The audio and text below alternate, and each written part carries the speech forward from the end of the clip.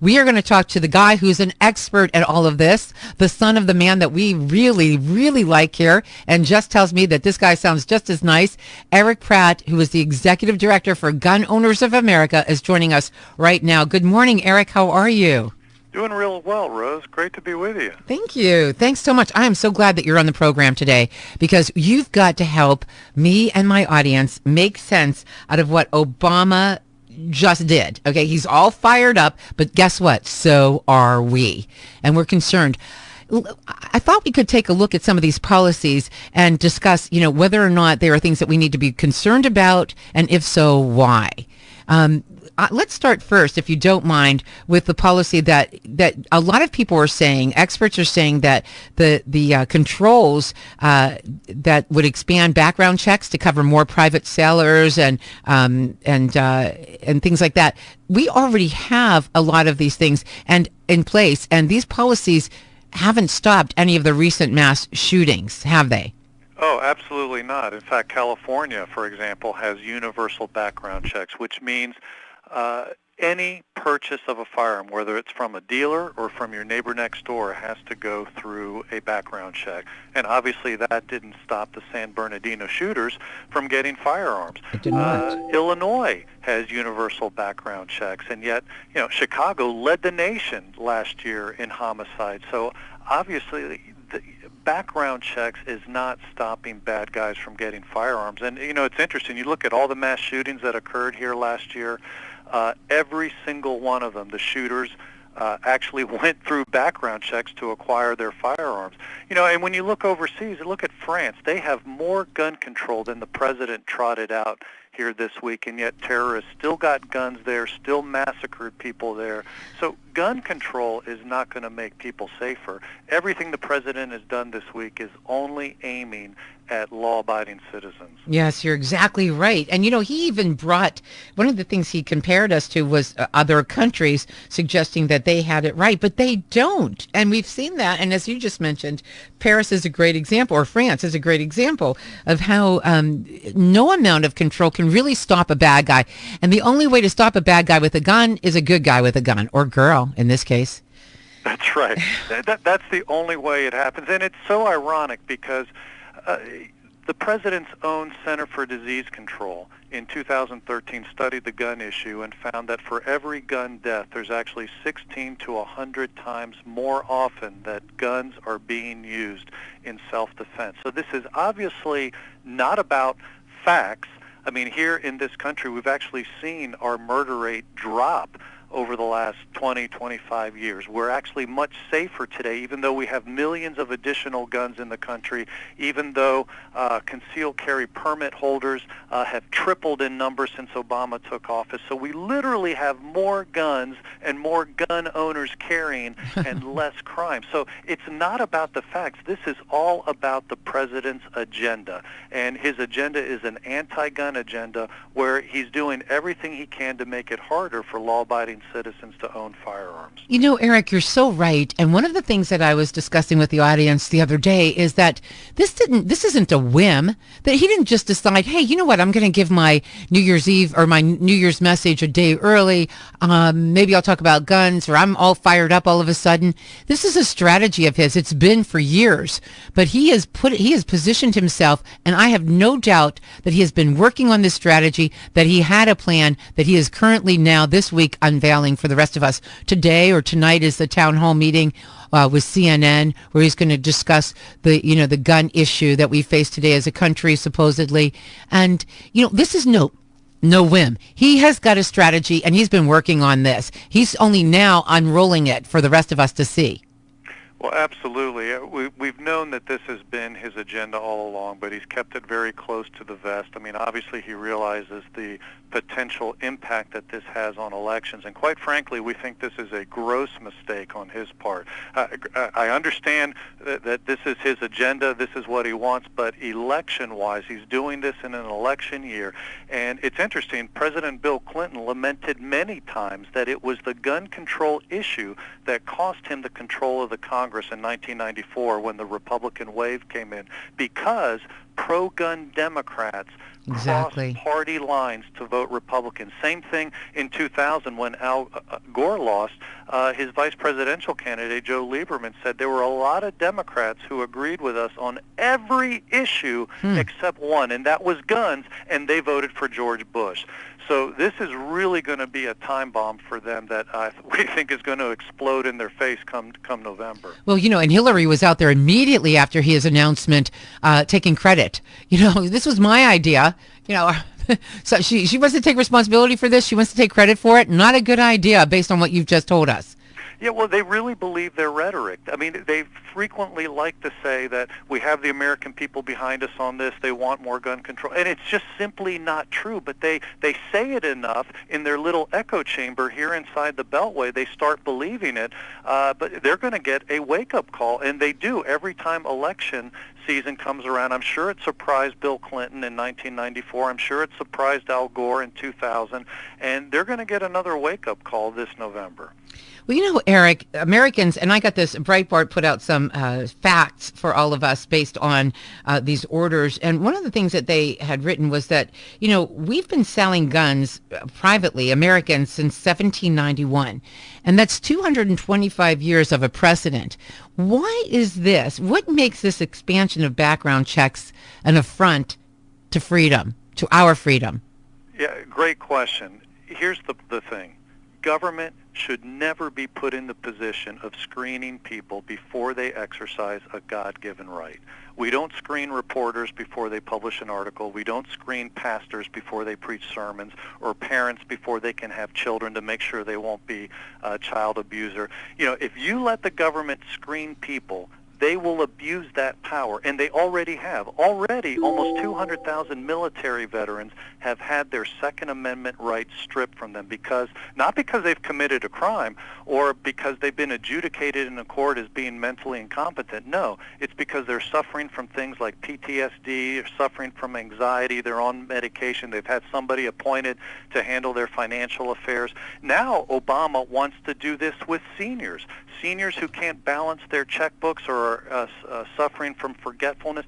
They're going to have their Second Amendment rights stripped from them if there's somebody else who's handling their financial affairs.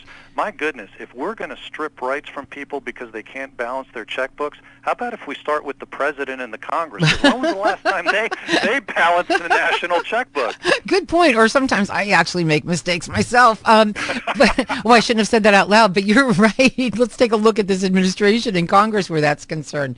That's funny, Eric. But it's true. And we've got, because at some point right now, we may all be able to even agree on what kind of condition or mental condition should prevent you or preclude you from owning a firearm. But what about down the road when the government decides, we think that you speak too radically against the administration or this government, or, they will find new ways to define capabilities, mental capabilities, and so forth. And Absolutely. That's what scares me. And you know what? That's already even happened in limited cases. True enough. We saw years ago that was happening in Oregon, that people were being denied permission to carry concealed because of conservative views they held, specifically pro-life views. And so there were judges that simply admitted, no, because of your views, you're not going to get a permit. That's why I say it's very dangerous. And sadly, there have been pro-gun organizations that have supported background checks over the years, and I think a lot of people have bought into that thinking, well, maybe it's okay. No, it is a very dangerous thing. When you have a God-given right that is constitutionally protected, and the Second Amendment is very clear. It says the right of the people to keep and bear arms shall not be infringed. This is an infringement, and it's a dangerous infringement because the government can then start using any standard it wants, just like what you were saying. It could be your views one day that are somehow a danger to society, and they can prevent you from owning a firearm. We really need to fight this universal background check. I mean, right now, as it stands, where the administration is going with this, they said this week, it could even mean that if you sell one or two guns out of your private collection, you could end up spending 5 years in jail and fined $250,000. That is outrageous. Well, thank God I just had a gun I sold a couple of weeks ago. What? Are you kidding me? Are you kidding me? I am not kidding. That is the president's regulation. And like you said, we have had this freedom for over 200 years, and now the president is unilaterally acting in a lawless way, circumventing the Congress, circumventing the Constitution to place restrictions on law-abiding Americans. And Gun Owners of America is going to be working through the Congress with congressmen to defund these regulations. Now, you might think, well, president will never sign it. Actually, we've been very successful at this before. We were able to repeal the ban on national parks early in Obama's presidency by putting that rider on a must-pass bill. We actually did it with Bill Clinton. We defunded an FBI tax on gun buyers. The reason why there's no FBI gun tax on gun buyers today is because we worked with Senator Smith in 1998 to put a defunding, no funds for that initiative rider on an appropriations bill. And that's how the Congress, using the power of the purse, can start claiming back or let's say checking the undue power or illegitimate power that the president is exercising here. Oh my gosh. We are talking to Erich Pratt, Executive Director for Gun Owners of America. And as he said, this organization has had success in the past, and they have every reason to believe they can continue to have success when dealing with these type of issues. And that's why I would really encourage you to check out their website, gunowners.org. We're going to talk a little more about that and why it's important that you get yourself familiar with gunowners.org when we return after this break with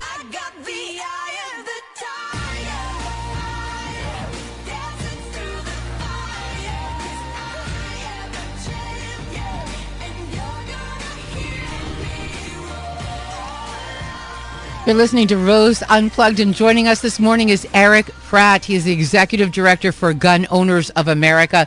Erich, I'm so glad to have you on the program. We've always appreciated you and your father, Larry, all the work that you both do on behalf of gun owners. And it's so important, I think, that our listeners at least check out your website. I'm sure you would agree. Absolutely, and you mentioned it before the break, gunowners.org, and I would encourage people to sign up for our free email alerts. That has been crucial to stopping gun control during Obama's presidency. In fact, it was the New York Times, of all places, that actually credited Gun Owners of America as being the ones that stopped gun control in 2013, because when Republicans were trying to compromise with Democrats, we were actually the ones that were putting the heat and stiffened up their spine. PBS said that when GOA puts out an alert, it lights up the lines in Washington. And so, it's a bigger thing than just us here right outside of the Beltway. It is the hundreds of thousands, the almost 2 million members and activists that we represent that really do a yeoman's job. And so that's why I really highly encourage, get on that email list. We use it sparingly, but just when things like this are happening, that's when we need to march folks up the hill. I agree with you 100%, and I would encourage our listeners to do this. This is really important. Now, right now, Erich, our motto for this show, starting the new year, is "You will not define our destiny," and our destiny will not be defined by anyone but ourselves and by our God. And that is our motto for 2016, and we can help make that happen by getting involved and receiving those emails from gunowners.org. One thing I want to ask you is there's something else to the idea of requiring informal gun dealers to obtain a license from the Bureau of Alcohol, Tobacco, Firearms, and now it's explosives too. So the ATFE. And have them perform those background checks, because this is all new, right? Because as we said, this is if we let the government screen the people, you said they'll abuse that power. So by allowing them, and I was curious, an informal gun dealer, who falls under that purview? Who is an informal gun dealer? Well, we'll have to wait to see the regulations, but we suspect those would be the people who have a gun or two to sell. They will. Oh, really? Just that then? Even me. I would be exactly, and here's the rub.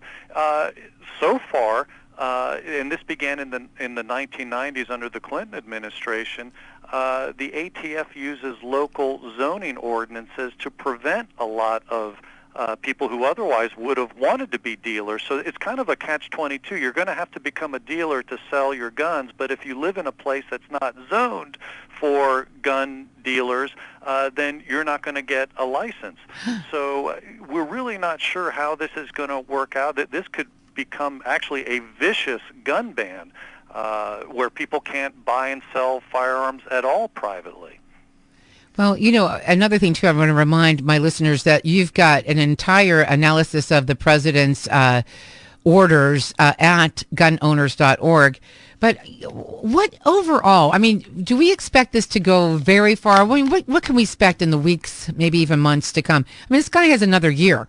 I know how much damage he can do in a year. He can do it in a day if he wanted to. He did say he wanted to fundamentally transform this country. Now, the irony in that is I'm sure he didn't suspect that in attacking the Second Amendment, you mentioned this earlier, that he was going to become the gun salesman of the decade. Yes. And that he would end up promoting gun ownership and the quote-unquote gun culture more than any other person alive in this country. So I suppose that's the silver lining. That is indeed. To all of this, but honestly, we're going to be working with the Congress to defund this. We're going to be pursuing legal action, and I think ultimately we need a new president.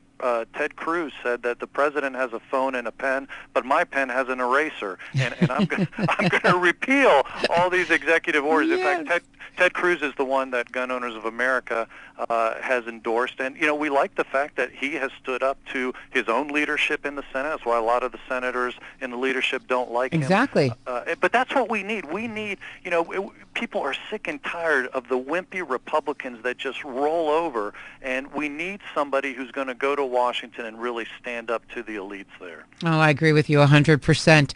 A couple of things I want to advise my audience on is that we are planning, I was just in a meeting yesterday with the big bosses here, and I have another one today. We want to do an event, and we would love very much for you and or your father. I would love if both of you could make it to Pittsburgh.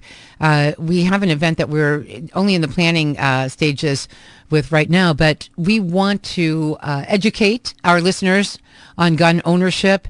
We want to help them learn how to own a gun safely and use a gun safely. So we'll have that aspect of it. But we thought that the two of you would be the perfect guests to have here in Pittsburgh. So we're going to be talking to you about that. I'm going to ask you to hang on the line after we're done with this interview. Great. Yeah, we would love that. Well, I have to say thanks for everything you're doing. Oh, the other thing I wanted to throw out there is that I read yesterday that the number of background checks that were performed in 2015 for the number of guns that were purchased were greater than any other year in the history of this country.